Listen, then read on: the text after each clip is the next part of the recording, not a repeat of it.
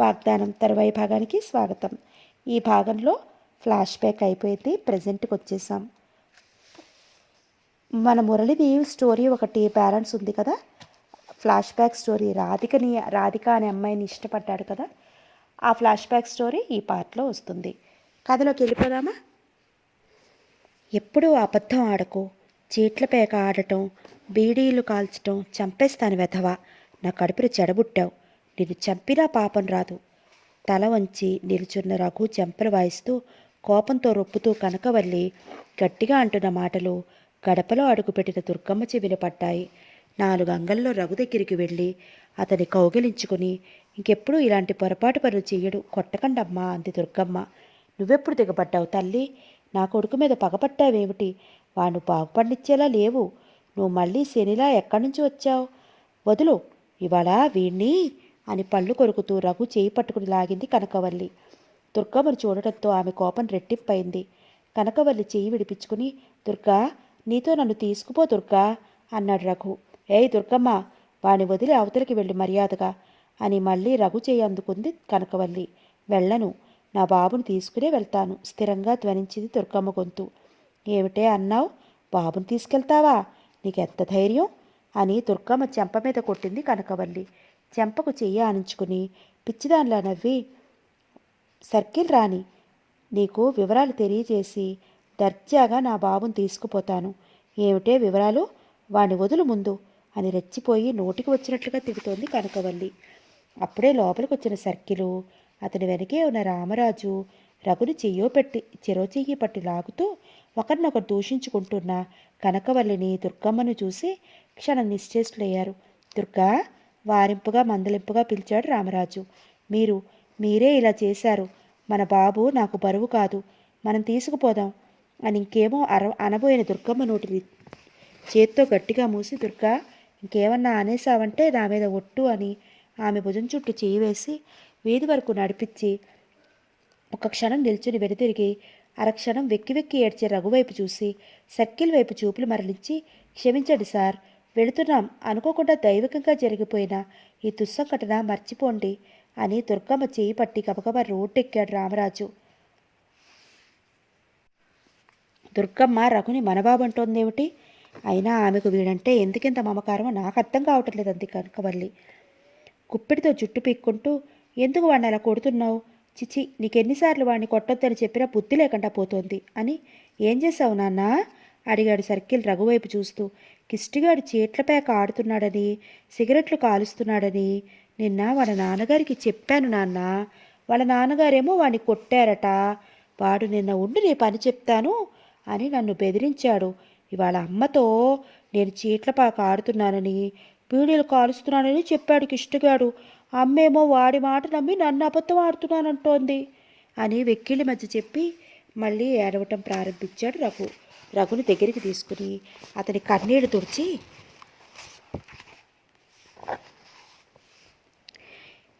రా అలా పోదామంటూ కనకవల్లి ఇదిగో కాఫీ తీసుకెళ్ళనని పిలుస్తున్నా వినిపించుకోకుండా వెళ్ళిపోయాడు. సర్కిల్ రఘు చేయి పట్టి నడిపించుకుంటూ అతను రఘుని హోటల్కి తీసుకువెళ్ళి అతను కోరిన తినిపించడం సరిపాటి. అంతేకాదు, కనకవల్లికి తెలియకుండా అప్పుడప్పుడు డబ్బులు ఇస్తూ ఉంటాడు. అతనికి రఘు అంటే ఎనలేని ప్రేమ వాత్సల్యం. కనకవల్లికి కూడా రఘు మీద ప్రేమ వాత్సల్యం లేకపోలేదు. కానీ రఘు ఒక విశిష్ట వ్యక్తిగా రూపొందాలని ఆమె ఆరాటం. అందుకే చిన్న తప్పుకి కూడా పెద్దగా శిక్షిస్తోంది. దుర్గమ్మ రఘుని ఎందుకింతగా ప్రేమిస్తోంది? నా బాబుని తీసుకెళ్తాను అని అంది. ఆమె అనటంలో ఏమిటి ఆమె ఉద్దేశం అని తీవ్రంగా ఆలోచిస్తున్న కనకవల్లికి ఏదో అనుమానం వచ్చింది. రఘులో రామరాజు పోలికలు ఆమెకి స్ఫురించసాగాయి. ఒకవేళ రఘు దుర్గమ్మ బిడ్డ కాదు కదా అనుకునేసరికి ఆమె హృదయాన్ని ఎవరో గట్టిగా పిండినట్టయింది. ఆ రాత్రి ఏకాంతంలో సర్కిల్ని అడిగింది కనకవల్లి, రఘు నా బిడ్డ కాదా అని. అతను ఆ ప్రశ్న విన్నంతనే తెల్లబోయింది. తర్వాత నవ్వేస్తూ, నీ బిడ్డ కాక ఎవరి బిడ్డ అన్నాడు. కాదు, నాకేదో అనుమానంగా ఉంది. దుర్గమ్మ బాబుని విపరీతంగా ప్రేమిస్తోంది. రఘులో రాజు పోలికలున్నాయి. అదీ కాక ఇవాళ నా బాబుని నాతో తీసుకుపోతాను అంది. అతను ఆమె మాటలు తేలిగ్గా కొట్టేస్తూ, నీదంతా ఒట్టి అనుమానం, అలా పిచ్చి పిచ్చిగా ఆలోచించక నిద్రపో అన్నాడు. లేదు, ఇందులో ఏదో రహస్యం ఉంది. దుర్గమ్మ మన బాబు, మనకి బరువు కాదు. అంది రాజుతో. నిజం చెప్పండి, నా తల మీద చెయ్యి వేసి చెప్పండి, బాబు నా కొడుకేనా అంది కనకవల్లి. వల్లి, అవును. నా నుంచి ఏదో రహస్యం దాస్తున్నారు మీరు. అతను మౌనంగా ఉండిపోయాడు. చెప్పండి, బాబు నా కొడుకు కాదు కదా అతని జబ్బపట్టి కుదుపుతూ చీరపోయిన గొంతుతో ప్రశ్నించింది కనకవల్లి. ఏ పరిస్థితుల్లోనూ బాబును ద్వేషించనని, తల్లిలా ప్రేమిస్తానని నాకు వాగ్దానం చేయి. చెయ్యి ముందుకు చాపాడు సర్కిల్. అతని చేతిలో చెయ్యి వేసి ఆతృతగా, హృదయం తీవ్రంగా స్పందిస్తుంటే అతను చెప్పబోయే మాట కోసం చెవులు రిక్కించింది కనకవల్లి. ఆమె హాస్పిటల్లో డెలివరీ అయింది మొదలు జరిగినదంతా నెమ్మదిగా చెప్పి, వల్లి, రఘుని అతని తల్లిదండ్రులకి ఇచ్చేద్దామంటావా అడిగాడు కనకరాజు. ఆమె దోసిట్లో వదనం దాచుకుని రోదిస్తూ తల అడ్డంగా ఊపింది. సర్లే, అయితే ఏడుపెందుకు, నాకిచ్చిన వాగ్దానం గుర్తుపెట్టుకో అన్నాడు సర్కిల్. మరొక గంట కూడా ఆ ఊరిలో ఉండకుండా భార్యతో ప్రయాణం అయిపోయాడు రామరాజు. కోపంతో, రోషంతో ఏమేమో అని దుఃఖించే దుర్గమ్మను మనం మాత్రం బిడ్డ తప్పుడు తోవలు తొక్కుతుంటే మందులిచ్చము. ఆమెకు నీ బిడ్డను పెంచుతున్నట్లు తెలియదే, తన బిడ్డే అనుకుంటోంది. అలాంటప్పుడు రఘుని ఆమె ద్వేషించే ప్రసక్తే లేదు. ఒక్క క్షణం నేను రావడం ఆలస్యమైతే ఎంత పొరపాటు జరిగిపోను. నువ్వు ఆవేశంలో నిజం వెల్లడిస్తావు. సర్కిల్ ఎదుట నేను మాట తప్పినందుకు తల వంచాల్సి వచ్చును. 10 సంవత్సరాలు పెంచి మనకు బిడ్డను ఇవ్వలేరు. ఆమె రఘు నీ కొడుకని తెలుసుకున్న క్షణంలో ఎలా మారుతుందో. దేవుడు దయతలిస్తే రఘులాంటి బాబు మరొకడు త్వరలోనే పుడతాడు మనకి. రఘును విస్మరించు దుర్గా అని ఓదార్చాడు రామరాజు భార్యని. మరికొన్ని నెలలకు దుర్గమ్మకు మురళి పుట్టాడు. తల్లిదండ్రుల మధ్య అతి గారాబంగా పెరిగాడు మురళి. ఏమిటంటే మరీను, దుర్గమ్మను మీరు దహనపరిచారా? నలుగురు నవ్వుకుంటున్నారన్న మాటన లేకుండా అంది ఇందిర ఇంటికి వచ్చిన రఘుని చూస్తుంటే. బాబుకు కూడా స్నానం చేయించే, కొంచెం వేడి నీళ్లు కాయపిచ్చు, నువ్వు కూడా చెయ్యి అన్నాడు రఘురావు నెమ్మదిగా. బాగుంది, ఆమె మాకేం కావాలి మునగడానికి? చలి, మీ చాదస్తంతో మమ్మల్ని చంపకండి. చాదస్తం కాదు ఇందిరా, స్నానం చేయి. దుర్గమ్మ మనకు ఎలాంటి బంధువో చెప్తాను. బంధువా? తెల్లబోయిందామె. అంతకన్నా ఎక్కువే అన్న అతని గొంతు రుద్ధమైంది. కళ్ళు ఒత్తుకుని అలసటగా కొయ్య కుర్చీలో కూర్చున్నాడు. అతని దగ్గరలో కాఫీ గ్లాస్ ఉంచి, చెప్పరా దుర్గమ్మ మనకి ఎలాంటి బంధువు అడిగింది నెమ్మదిగా. నన్ను నవమాసాలు మోసిన కన్న తల్లి. అదిరిపడింది ఇందిర. క్షణం తర్వాత, ఏమిటండి ఆ మాటలు అంది కలవరంగా. అవును ఇందిరా, దుర్గమ్మ నా తల్లి. స్నానం చేసి తర్వాత కథ విని కన్నీరు పెడదు గాని. సేవక్కి నీళ్లు కాచమని చెప్పి కలత చెందిన మనసుని చిక్కబట్టుకుంటూ తాను స్నానం చేసి రమేష్కి స్నానం చేసింది ఇందిర. ఆమెకు దుర్గమ్మ ఎందుకు తన భర్తను పోలీస్ సర్కిల్కి పెంపుడిచ్చేసిందో తెలుసుకోవాలని ఆతృతగా ఉంది. శూన్యంలోకి విషాదంగా చూస్తూ మౌనంగా కూర్చున్న రఘు పక్కన కూర్చుని, దుర్గమ్మ ఎవరో నాకు వినాలని ఆతృంగా ఉంది, చెప్తారా అడిగింది ఇందిర. అతను కుర్చీలో సర్దుకుని నిటారుగా కూర్చుంటూ, దుర్గమ్మ నన్ను ఎందుకు మా అమ్మకి ఇచ్చేసిందో నాకు తెలియదు ఇందిరా. అసలు నాకు ఈ ఊరు ట్రాన్స్ఫర్ అయ్యే వరకు దుర్గమ్మ నాకు తల్లి అని కూడా తెలియదు. ఈ ఊరు వచ్చే రోజు నాన్నగారి గడిపలోకి వచ్చాను ఆయనకు చెప్పిపోదామని. లోపల నుంచి వినవచ్చిన సంభాషణ విని చప్పున ఆగిపోయాను.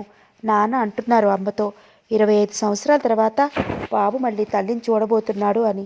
అందుకామె, దుర్గ బాబు వెళ్ళే ఊరిలో ఉందా అని ప్రశ్నించింది. అవును అన్నారు నాన్న. అక్కడికి ఎందుకు, రామరాజు అక్కడ పనిచేస్తున్నాడా అని అడిగింది అమ్మ.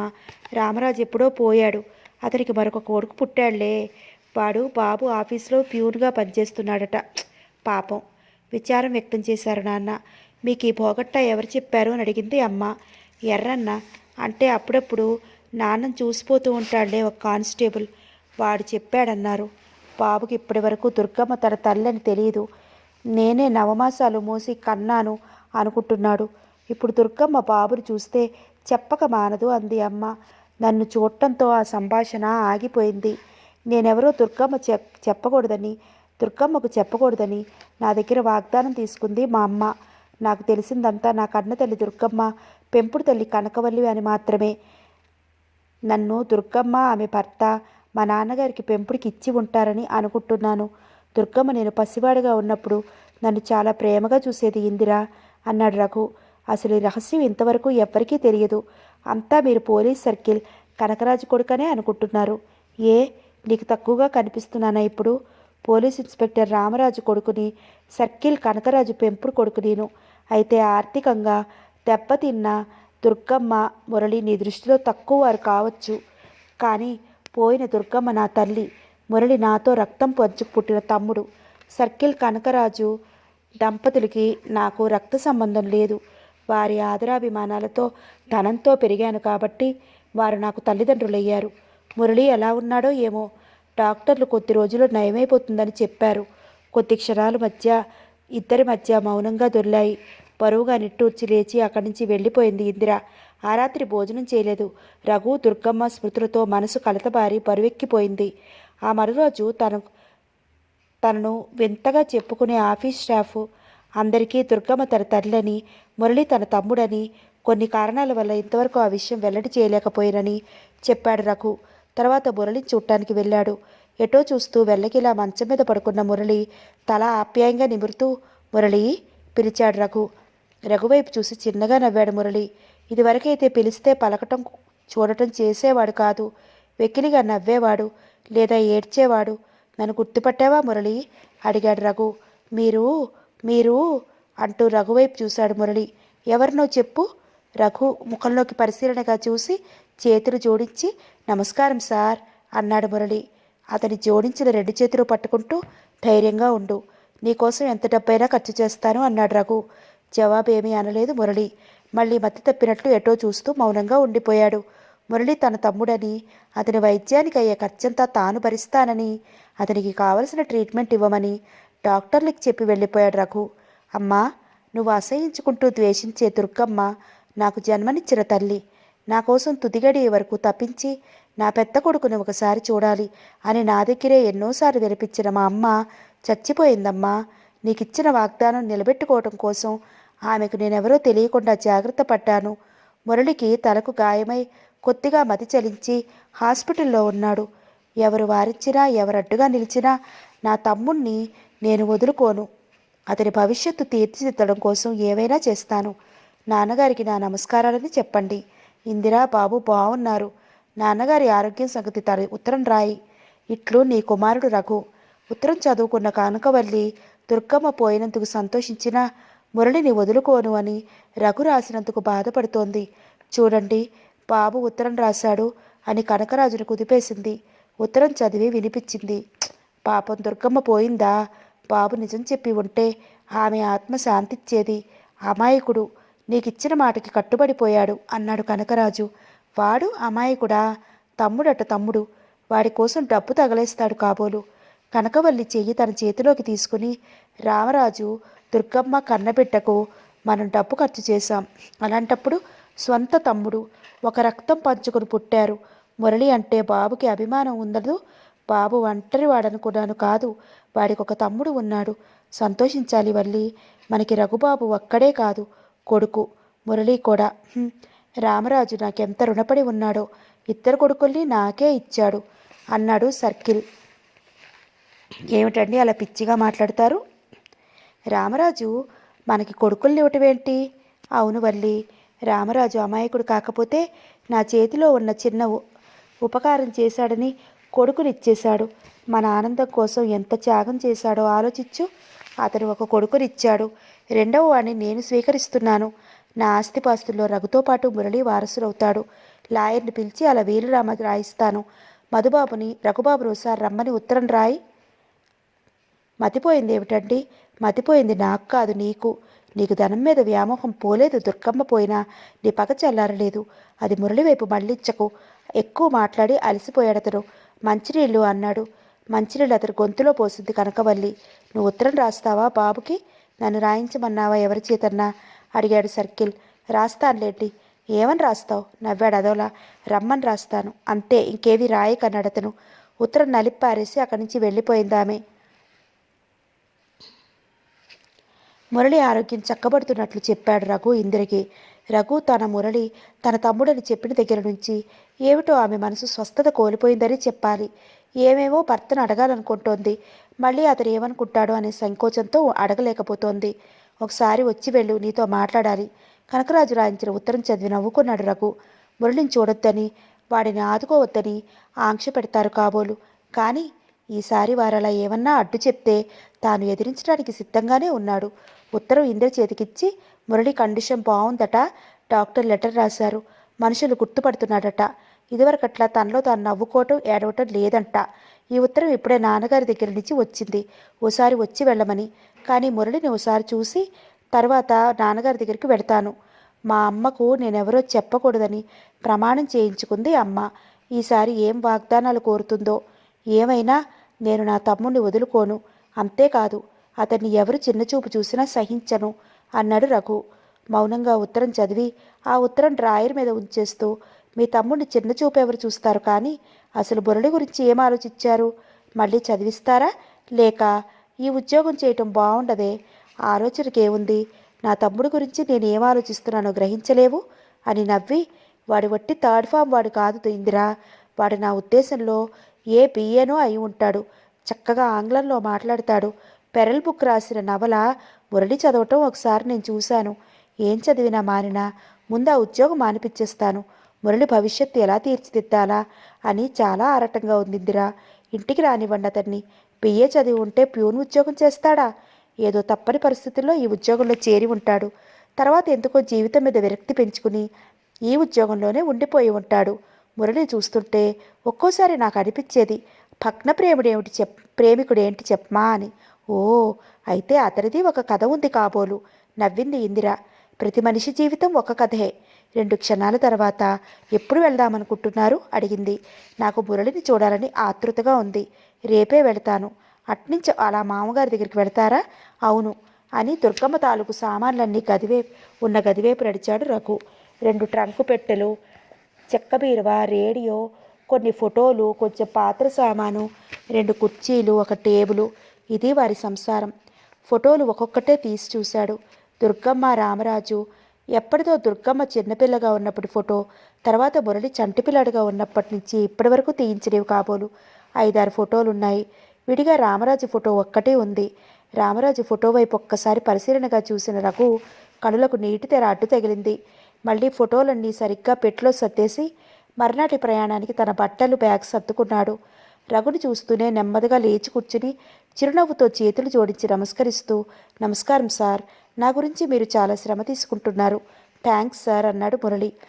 ఆప్యాయంగా అతని భుజంపై చేయి వేసి, ఆరోగ్యం బాగుందా? ఇంకో వారం రోజుల్లో ఇంటికి వచ్చేస్తావు అన్నాడు రఘు. మా అమ్మ బాగుందా సార్? ఆమెను ఓసారి పంపించండి, నాకు చూడాలని ఉంది. నా కోసం బెంగపడి ఏడుస్తూ ఉంటుంది. బహుశా. చెప్పండి సార్, నేను మళ్ళీ మామూలు మనిషిని అయిపోయానని బెంగపడవద్ద నేను. అలాగే చెప్తానులే. ఆమె గురించి నువ్వేమీ ఆలోచించకు. ఆమె మా ఇంట్లో ఉంది. ఆమె ఏమీ ఇబ్బంది పట్టలేదు. చాలా థ్యాంక్స్ సార్. ఆవాళ అని ఏమో చెప్పబోయిన మురళిని వారిస్తూ, దేని గురించి నువ్వు ఆలోచించకూడదు మురళి. ఇంకో వారంలో నిన్ను డిశ్చార్జ్ చేస్తారు. ట్రాన్స్ఫర్ కోసం రాశాను. అయిందా సరి, లేకపోతే 2 నెలలు లీవ్ తీసుకుంటాను. కొంతకాలం నువ్వు నా దగ్గరే ఉండొచ్చు సార్. మరి వస్తాను, నాకు బస్ టైం అవుతోంది అంటూ వాచి చూసుకున్నాడు రఘు. మా అమ్మను ఒకసారి పంపిస్తారా సార్? ఎందుకు? 1 వారంలో నువ్వే వచ్చేస్తావు, జాగ్రత్త అంటూ మురళి ఎంత వద్దంటున్నా అతని దిడ్డు కింద కొన్ని 100 రూపాయల కాగితాలుంచి వెళ్ళిపోయాడు రఘు. తన పరిస్థితికి తనపై తనకే జాలితో మురళి కళ్ళు నీటితో నిండాయి. ఈ బీడీఓనే లేకుంటే తానీసరికి ఏమయ్యేవాడు? ఎంత మంచివాడు! అతనికి తానెంత రుణపడి పడుతున్నాడు. నెమ్మదిగా వెనక్కి వాలి పడుకుని కళ్ళు మూసుకున్నాడు మురళి. రఘుని చూసిన కనకవల్లి పలకరించనన్నా లేదు. అతని పట్ల ముభావంగా ఉదాసీనంగా ఉండిపోయింది. మురళి బాగున్నాడా బాబు అడిగాడు కనకరాజు. బాగున్నాడు నాన్న, మీ ఆరోగ్యం ఎలా ఉంది అని ప్రశ్నిస్తూ తండ్రి పక్కలో కూర్చున్నాడు రఘు. కాఫీ గ్లాస్తో వచ్చిన కనకవల్లిని, బాగున్నావా అమ్మా అడిగాడు రఘు నవ్వబోతూ. బాగే అని అతనికి కాఫీ గ్లాస్ ఇచ్చి వెళ్ళిపోయింది కనకవల్లి. తన నిశ్చయం ఎంత దృఢమైనా ఇప్పుడు తల్లి తండ్రుల ఎదుట ఎలాంటి ఆంక్ష విధించనున్నారో అని రఘు హృదయం స్పందించసాగింది భయంగా. రఘు చేతిని తన చేతిలోకి తీసుకుంటూ, రామరాజు నిన్ను పుత్రుడిగా స్వీకరించమని ఆనాడు త్యాగం చేశాడు. ఇప్పుడు రామరాజు 2వ కొడుకును కూడా నా 2వ కొడుకుగానే స్వీకరిస్తున్నాను అంటే అతని ఇంటి పేరు తుడిచిపెడుతున్నా అనుకునేవు సుమా. నా ఆస్తిలో మీ ఇద్దరికీ చెరిసగం చెందేటట్లు వీలునామా రాయించాను. మీ ఇద్దరూ రామరాజు కొడుకులే అయినా నువ్వు నా కొడుకుగా గుర్తించబడుతున్నావు కనుక నువ్వు నా కొడుకంటే మురళి రామరాజు కొడుకు. నా ఆస్తి మీ ఇద్దరికీ చెరిసగం. మీ ఇద్దరు అన్నదమ్ములు బాలల్ని వృద్ధుల్ని పడుచువారే సాకాలి. నాకు నిజంగా చాలా ధైర్యంగా ఉంది రఘు. అర్థమైంది కదూ. మామూలుగా తల వంచి, మీది చాలా విశాలమైన హృదయం నాన్న. అమ్మ అమ్మకే కష్టంగా ఉంటుందేమో అన్నాడు రఘు నెమ్మదిగా. దాని మొహం అదొట్టి వెర్రి బాగురుది. రేడో రేపో రాలిపోయేవాళ్ళం మేము. 4 కాలాల పాటు పచ్చగా బ్రతకాల్సిన వారు మీరు. నువ్వు ఒంటరి వాడివి కాదు. నీకు ఒక తమ్ముడు దొరికాడు. దైవం నిన్ను నీ తమ్ముడిని ఎంత చిత్రంగా కలిపాడు. మురళి ఆరోగ్యం పూర్తిగా చక్కబడినట్లేనా? ఇంకో వారంలో డిశ్చార్జ్ చేస్తారు. నా దగ్గరికి తీసుకువెళతాను. సర్లే, వెళ్ళి స్నానం చేసి భోజనం చేయి అన్నాడు కనకరాజు. రఘు భోజనం చేస్తుంటే, రమేష్ బాబు బావున్నాడా అడిగింది కనకవల్లి. బావున్నాడమ్మా. ఏమిటో మమకారం చావక మాట్లాడుతూ ఉంటాను. మమకారం ఎందుకు చంపుకోవాలమ్మా? దుర్గమ్మ పోయిందిగా. ఇంక నేను ఎవరి వాత్సల్యానికి వశమైపోతాను అన్న రఘు గొంతు పూడుకుపోయింది. దుర్గమ్మపై జాలితో, తాను చివరి వరకు నిజం చెప్పలేకపోయినందుకు బాధతో అతని మనసు బరువెక్కిపోయింది. కనకవల్లి మరేమీ మాట్లాడలేదు. అతని అన్నంలో పెరుగు పోసి అక్కడి నుంచి లేచి వెళ్ళిపోయింది. మరొక్క రోజు ఉండి వెళ్ళు అన్నాడు. రఘు సెలవు లేదు నాన్న, వెళ్ళిపోతాను అని చెప్తుంటే కనకరాజు, ఈసారి 4 రోజులు సెలవు పెట్టి అందరం వస్తానులేండి అంటూ కొన్ని వందల రూపాయల కాగితాలు టేబుల్ మీద ఉంచి, అమ్మా ఈ డబ్బు జాగ్రత్త పెట్టు అన్నాడు రఘు. అక్కర్లేదులే అందిర కనకవల్లి. ఉంచమ్మా అని తండ్రి వైపు తిరిగి, ఉత్తరం రాయిస్తూ ఉండండి నాన్న. నేనేమైనా పొరపాటుగా ప్రశ్నించి ఉంటే క్షమించమని మీ ఇద్దరిని కోరుతూ ప్రార్థిస్తున్నాను అన్నాడు రఘు. వెళ్ళిరా బాబు, నువ్వేమీ పొరపాటుగా ప్రవర్తించవు. మురళిని ఓసారి తీసుకువచ్చి మాకు చూపించు అన్నాడు కనకరాజు.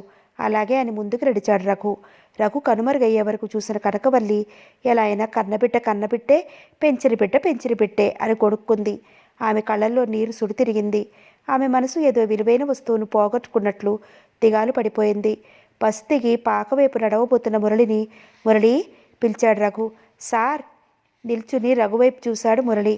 నాతోరా అంటూ ముందుకు నడిచాడు రఘు. అనుసరించాడు మురళి.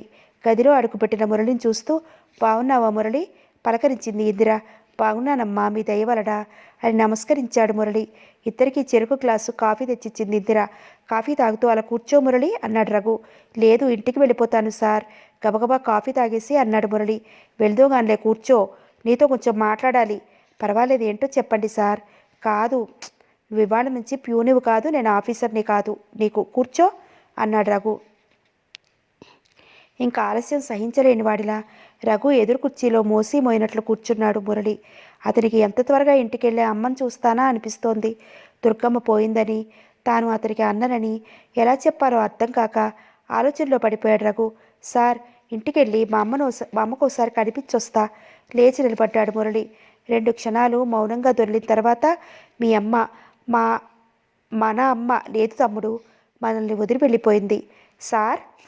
అయోమయంగా పిచ్చివాళ్ల చూస్తూ నిలబడిపోయాడు మురళి. మీ అమ్మ మన అమ్మ లేదు తమ్ముడు అంటే అతడి తల్ల గిర్రును తిరుగుతున్నట్లవుతోంది. కంగారు పడకు. నేను మీ అమ్మ నాన్నగారు పెంపుడికి ఇచ్చేసిన వాణ్ణి. నీకు అన్నయ్యను. సార్, ఈ మాట అమ్మకు చెప్పారా?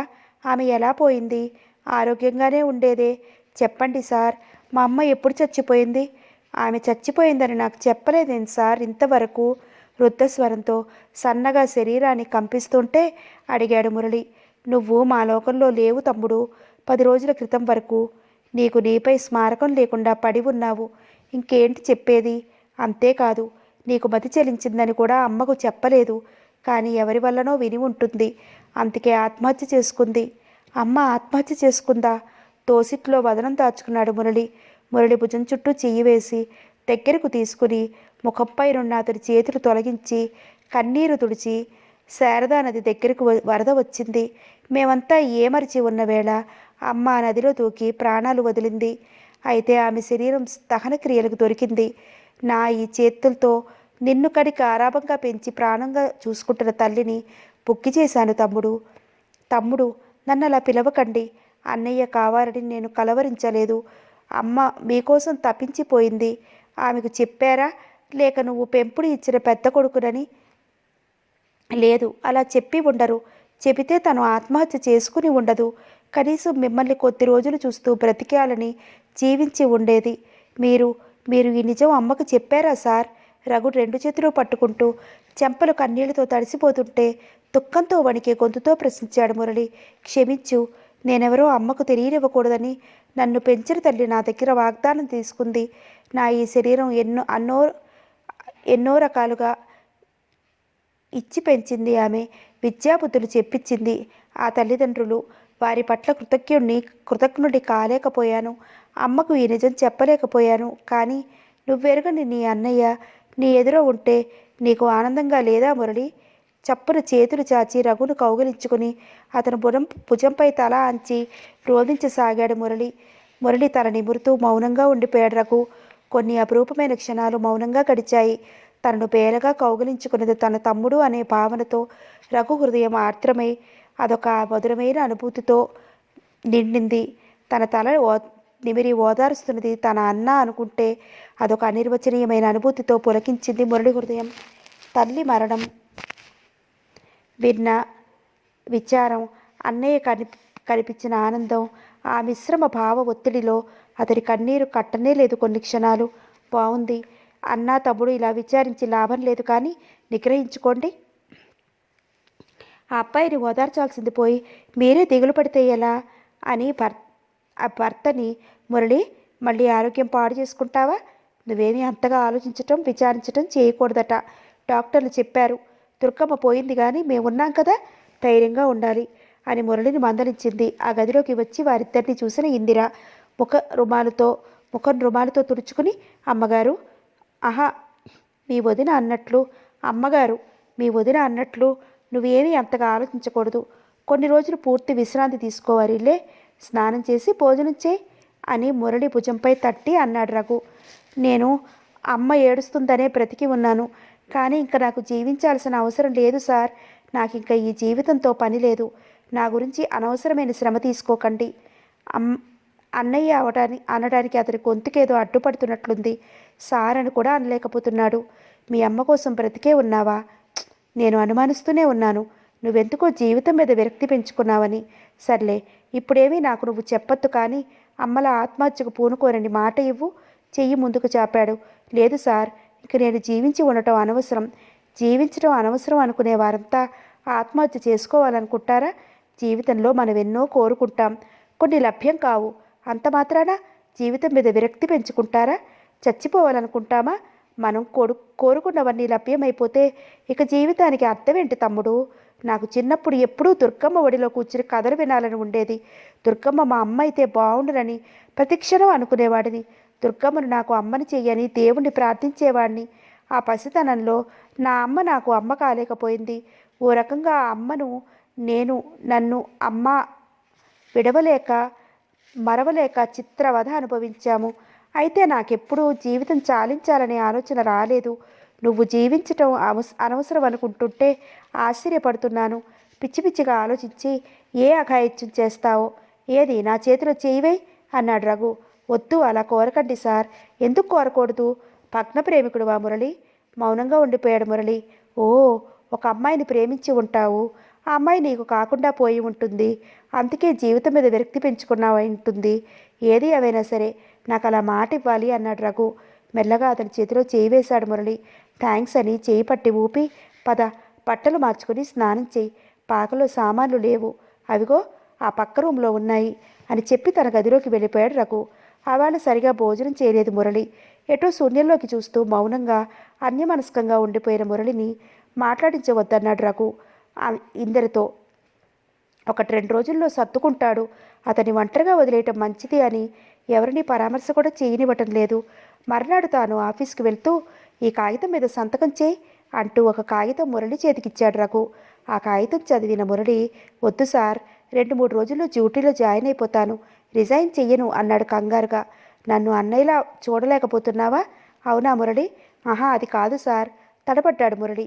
మరి ఇంతకాలం నువ్వు నా తమ్ముడివని వెల్లడి చేయలేక, నువ్వు ఆ ఉద్యోగం చేస్తుంటే సహించలేక ఎంత బాధపడ్డానో తెలుసా సార్? అన్నయ్య అని పిలవలేకపోతున్నావు. అవునులే, బిడియంగా ఉంటుంది మొదట అలా పిలవడానికి. నేను నీకు నాన్నగారి తర్వాత ఆయన లాంటి వాడిని తమ్ముడు. నా డబ్బు తినడానికి నీకు హక్కుంది. నీ భవిష్యత్తు బాగు చేయవలసిన బాధ్యత నాకుంది. తొందరగా సంతకం చేయి. మౌనంగా సంతకం చేశాడు మురళి. ఆఫీస్కి వెళ్తున్నాను. ఎవరూ రారు, కానీ ఎవరు వచ్చినా ఎక్కువగా మాట్లాడకు. ఏమి కావాల్సిన మీ వదిలిని అడుగు. రెస్ట్ తీసుకో అని వెళ్ళిపోయాడు రఘు. మరో 4 రోజులు దొర్లాయి. ఆప్యాయంగా చనువుగా మాట్లాడుతుంది ఇందిర. మురళి, నేను కాపురానికి వచ్చిన కొత్తల్లో అనుకునేదాన్ని, నన్ను వదినా అని పిలిచే చిన్న మరిది గాని ఆడబిడ్డ గాని ఉంటే బావుండునని. చూడు భగవంతుడు నా కోరిక ఎలా తీర్చాడో అన్నది అతనితో ఒకసారి. అయినా మురళి ఆమెను వదినా అని పిలవలేకపోయాడు. అతను అడగకుండానే కాఫీ భోజనం అని పిలుస్తుందామె. సార్ అంటం మానేశాడు, కానీ రఘుని అన్నయ్య అని పిలవడానికి బిడియపడుతున్నాడు. అతనికి జరుగుతున్నంతా ఒక కలలా అనిపిస్తోంది, కానీ వాస్తవంగా తోచడం లేదు. అయితే దినమంతా రమేష్ బాబుతో గడిపేస్తున్నాడు. 4 రోజులు దొర్లాయి. రాత్రి 11 గంటల వేళ ఏదో కాగితాలు ముందుకేసుకుని కూర్చున్న రఘు దగ్గరికి వెళ్ళి, ఆ పని నేను పూర్తి చేస్తాను, మీరింటికి వెళ్ళండి అన్నాడు మురళి. నువ్వెందుకు వచ్చావు ఇప్పుడు? మంచు కురుస్తోంది. ఇల్లు దాటి బయటికి ఎందుకు వచ్చావు? పోయి పడుకో. అయిపోయింది రే, నేను వచ్చేస్తాను అన్నాడు రఘు కాగితాలు చూస్తూనే. వెళ్ళిపోలేదు మురళి. అతని పక్క కుర్చీలో కూర్చున్నాడు. కొన్ని క్షణాలు మౌనం తర్వాత, నాకేదైనా ఉద్యోగం అవుతుందేమో, ప్రయత్నిస్తారా అడిగాడు రఘు వైపు చూస్తూ నెమ్మదిగా. ఏం చదివావు? నీ క్వాలిఫికేషన్స్? బిఏ పాస్ అయ్యాను. ఏమిటి చదివావు? తలెత్తి మురళి వైపు చూసి నవ్వుతూ అడిగాడు రఘు మళ్ళీ. బిఏ. క్షమించండి, ఇంతవరకు ఈ నిజం ఎవరికీ చెప్పలేదు. తల పంకిచ్చి, ఒక నిజం చెప్పావు, ఇంకో నిజం నీ నుంచి బయటపడాలి. మళ్ళీ నవ్వాడు రఘు అర్థవంతంగా. నేను ఆ పని చేస్తాను, మీరు వెళ్ళి నిద్రపోండి.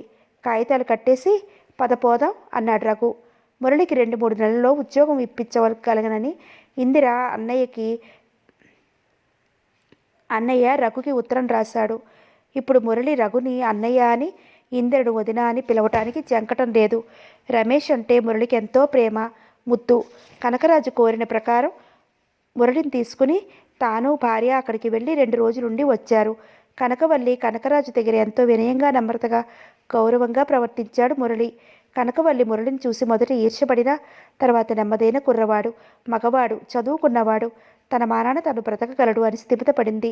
కనకవల్లిని పెద్దమ్మ అని, కనకరాజుని బాబాయ్ గారు అని సంబోధించేవాడు మురళి. వారు వచ్చేస్తుంటే మురళికి ఏదైనా ఉద్యోగం కూడా చూడు, పెళ్లి చేసేద్దాం అన్నాడు కనకరాజు నవ్వుతూ రఘుతో. అలాగే నాన్న అన్నాడు రఘు సంతోషంతో. ఆఫీస్కి వెళ్తూ, మురళి, మీ వదిన కజిన్ సిస్టర్ వస్తోందట ఇవాళ 11 గంటల బస్సులో, రిజర్వ్ చేసుకో అన్నాడు రఘు. అలాగే అన్నాడు మురళి. ఎండ చుర్రుమంటోంది. రోడ్డు పక్కన పాక, హోటల్ దగ్గర చేతులు కట్టుకుని నిల్చున్నాడు మురళి. బస్సు వచ్చేట్టుందని, టైం అయిందని క్షణక్షణం వాచి చూసుకుంటూ, బస్సు వస్తున్న శబ్దం కోసం చెవులు రిక్కిస్తూ రోడ్డు వైపు దృష్టి సారిస్తూ నిల్చున్నాడు. అతనికి విసుగ్గా ఉంది నిరీక్షణ. ఎలా అయితేనేం అరగంట లేటుగా 11:30 ప్రాంతాన్న బస్సు వచ్చి రోడ్డు మీద ఆగింది. ఈ ఊరే అంటారా? ఏదో పరిచయమైన గొంతు. ఉలికిపాటుగా బస్సులో చూసిన అతని చూపులు 2 క్షణాలు అలా నిలిచిపోయాయి. అతని హృదయం తీవ్రంగా స్పందించసాగింది. అందమైన 22 ఏళ్ల యువతి, ఆమె వెనుక 30 సంవత్సరాల యువకుడు హ్యాండ్ బ్యాగ్తో బస్సు దిగారు. మర్యాద కోసం అతని చేతిలో బ్యాగ్ తీసుకోమని కనుసంగి చేశాడు ఆఫీస్ ప్యూన్ అప్పలసేకి. రండి, మీరు బీడీఓ గారి బంధువులు అనుకుంటాను అన్నాడు మురళి ముందుకు నడుస్తూ. మురళిని చూసిన అమ్మాయి అదోలా అయిపోయింది. అప్పటి వరకు గలగలా మాట్లాడి నవ్వుతూ ఉన్న ఆమె గంభీరంగా, ఉదాసీనంగా మారిపోవడంతో, ఏం అడిగాడు ఆమె నా యువకుడు. హెడేకా అని. ఆ కొద్దిగా అని అతన్ని అనుసరించిందామె. మురళి అతను వేసే ప్రశ్నలకు పొడిగా జవాబులు ఇస్తున్నాడు. వదినా, అదిగో వాళ్ళు వచ్చారు అన్నాడు నెమ్మదిగా వంటింట్లో ఉన్న ఇందిరతో. ఆమె గబగబా యువతలికి వచ్చిన అతిథుల వైపు సంతోషంగా చూస్తూ, రాధా, చిక్కిపోయావే, రండి కాలు కడుక్కోండి అని వారికి మర్యాదలు చేయడంలో నిమగ్నమైంది. మురళి అవతలికి ఎప్పుడు చేరుకున్నాడో ఆమె గమనించనే లేదు. స్నానం చేసి చీర మార్చుకుని, అతడెవరెక్కయ్యా అడిగింది రాధిక ఇందిరని. మా మరిది అంది ఇందిర. అంటే ఎలాంటి మరిది? నువ్వు ఎలాంటి చెల్లెలువో అతను అలాంటి మరిది. తర్వాత చెప్తాలే. భోజనాలకి రండి. బావగారు రాని, ఆయన ఎప్పుడు వస్తారో. రండి, మీరు భోజనం చేతురు గాని, ప్రయాణం చేసి వచ్చారు అన్నా వారు వినిపించుకోలేదు. రఘు వచ్చాకే భోజనాలు చేద్దామని మురళి అని పిలిచి, ఇందిర అతని ఇంట్లో ఎక్కడ కనిపించకపోవడంతో ఆఫీస్కి వెళ్ళి ఉంటాడనుకుంది. ముగ్గురు బాతాకానీలో పడ్డారు. చాలా కాలం తర్వాత కలిసిన ఆత్మీయులవటం వలన రఘు వచ్చే వరకు వారికి కబుర్లు ఊరుతూనే ఉన్నాయి. మురళి రాలేదేం అడిగింది ఇందిర రఘుని చూస్తూనే. ఎటు వెళ్ళాడు? ఆఫీస్కి రాలేదే, సరిగ్గా వాడే వస్తాడు అని వచ్చిన అతిథుల్ని ఆప్యాయంగా పలకరించాడు రఘు. తనతో భోజనానికి కూర్చున్న రాధికను అతనిని చూస్తూ, అరే, నా కోసం వెయిట్ చేస్తూ ఇంతవరకు కూర్చున్నారా భోజనం చేయకుండా? ఇందు, నువ్వు కూడా రా, సరదాగా తిందాం. మురళి కూడా ఉంటే బాగుండేదే అన్నాడు రఘు. ఎటో వెళ్ళి ఉంటాడు అంది ఇందిర. ఏమో, తొందరగా వడ్డించు అన్నాడు రఘు. రాధిక తప్ప మిగతా ముగ్గురు సందడిగా నవ్వుతూ మాట్లాడుతున్నారు. మీ చెల్లెలేమీ మాట్లాడటం లేదు, భోజనం అంతంత మాత్రగానే చేస్తోంది అన్నాడు ఒకసారి రఘు. తలనొప్పిగా ఉందట, అయినా దాని భోజనమే అంతలేండి అంది ఇందిర. భోజనం అయ్యాక మురళి గదిలో మంచం వాల్చి రెస్ట్ తీసుకో అంది ఇందిర. కనులు మూసుకుని మంచం మీద పడుకుంది కానీ రాధికకి నిద్ర ఎలా పడుతుంది?